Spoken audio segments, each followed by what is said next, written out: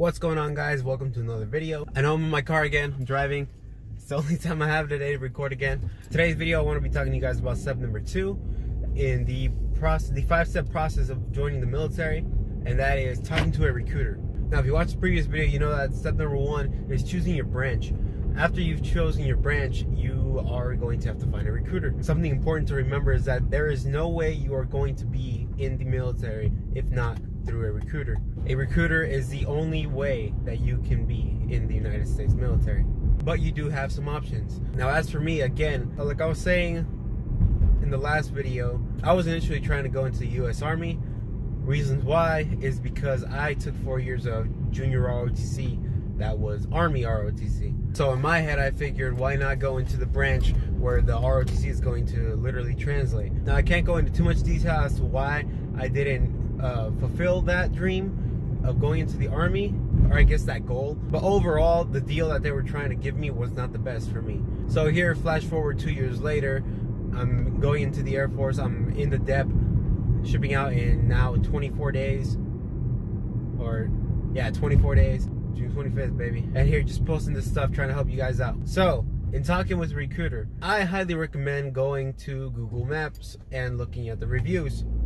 Look at your closest recruiting station, check out the reviews, check out what they say. Usually it's parents, I've found, that are on those reviews, and parents are obviously more mature for the most part than their kids that would be, you know, closer to your guys' age, 17, 18, closer to my age, 20. Parents are usually going to have the best interest in mind for their kids. Most of the reviews are going to be from an adult. A second tip I'll give you guys is talk to your friends.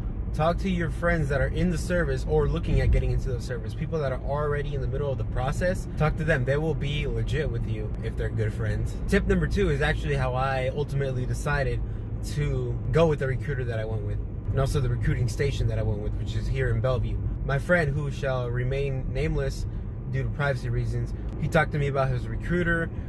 He told me about how straightforward he was with them. So I went and I checked it out. Or actually, no, the first thing I think is I gave him a phone call. That's the first thing I did. And again, all this stuff might vary depending on your recruiter, depending on their style of recruiting. But for the most part, it should be straight across the board. Now, over the phone, the recruiter started asking me a bunch of questions.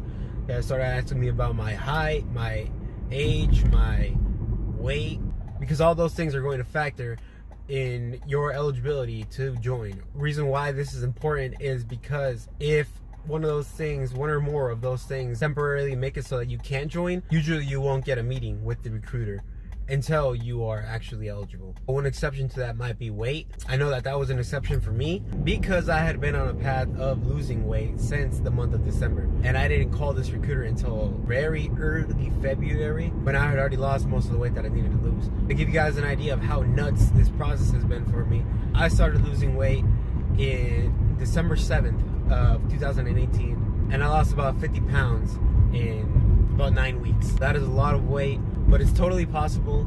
I did it as safely as I could.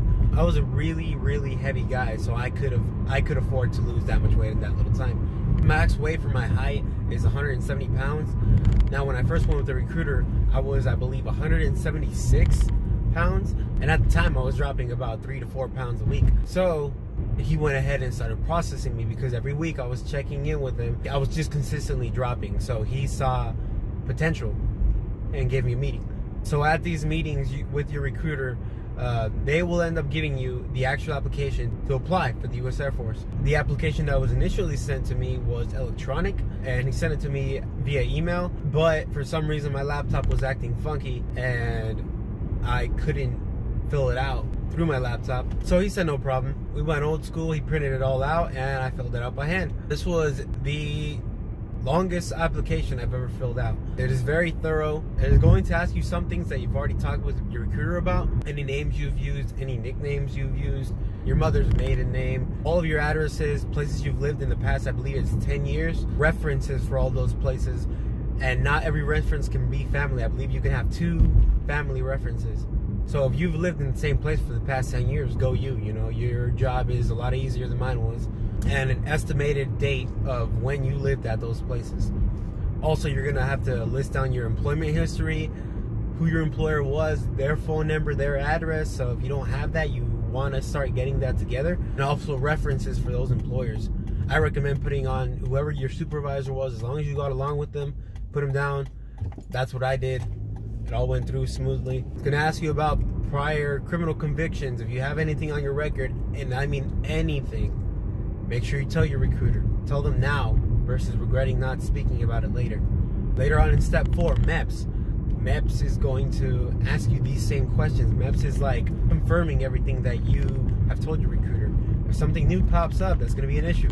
We'll talk about that in step 4. But like I said, come clean now. Don't wait for it later. Not only criminal convictions, if you have any medical history, that's a big deal. Tell your recruiter. Now, what I mean by that is something that a doctor has diagnosed you about. If it's not diagnosed, you don't have it. That's about as simple as a mindset that you can keep. Is if you haven't been diagnosed with it, you don't have it. Any major surgeries, tonsil removed, broken bones, x-rays, that sort of thing, tell your recruiter. Visits to the ER. As long as those visits were documented, let your recruiter know. They can find out, they will find out, and it could extend your wait period longer than you need it to. If you have anything that temporarily disqualifies you, your recruiter may or may not be able to put in a waiver. What a waiver is it's basically an extra step that they have to take to try and get you in. Certain things can't have waivers, like certain criminal convictions, you can't get a waiver for them. Some you can. Same thing with medical, you can get certain medical waivers. There are certain financial waivers that you can even have too, which those are for issues that you might have had or currently have financially. And last but not least, your recruiter will have to get you set up for taking the ASVAB. If you've already taken the ASVAB, that's just a big thing on you. Just remember that your ASVAB scores are only good for 2 years after the date that you took them. I had already taken the ASVAB twice before I went to talk to my recruiter, but unfortunately my scores had expired in October of 2018, and I didn't talk to the recruiter until February of 2019. So I had to retake the ASVAB, but I'm really happy that I did. I scored higher. I'll talk about that in the next video because step 3 is taking the ASVAB. All right, guys, so that wraps it up for this video. Just the initial process of talking to a recruiter. Don't get me wrong, there are a lot more meetings that you will have with your recruiter. You won't lose base with your recruiter until you actually ship off the BMT, and even then you might still talk to your recruiter if you end up doing RAP, which we'll talk about that later on as well. So that's it, guys, for this video.